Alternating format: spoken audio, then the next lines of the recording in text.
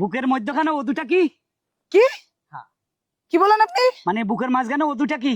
আবার সুন্দর নির্লজ্জের মতো বলেন। অসভ্য জানোয়ার ইতর, লজ্জা লাগে না? প্রত্যেকদিন তো দেখি ওই তাল গাছটার গোড়ার মধ্যে বসে থাকেন মেয়েদেরকে দেখার জন্য গোল গোল চক্করা ইফটিজিং করেন না? তার মধ্যে আবার এগুলো একটা পুচকা বাচ্চা নিয়ে, এই আপনাদের ঘরে মা বোন নাই? চেতেনকা মা বোন সবে আছে। আবার কয় চেতন জ্ঞান, আপনাদের তো জুতা পিটা করা উচিত। অসভ্য কোনকার ইতর কোনকার গ্রামের বগেটে পোলাপান, আপনাদেরকে পুলিশে দেওয়া উচিত। এসব বাচ্চা পোলাপান নিয়ে মেয়েদেরকে ইফটিজিং করেন। আরে থামেন। কি থামবো কি? মেয়েদেরকে অসভ্য কথা বলতে গায়ে লাগে না? এ থামেন। থামেন, আবার বলে থামেন। ঘটনাটা হলো এই লেখাপড়া করে স্কুল থেকে সে একটা প্রশ্ন আনি আমারও জিজ্ঞাসে, এটা নাকি প্রশ্ন তার স্যার দিছে, তার জিজ্ঞান।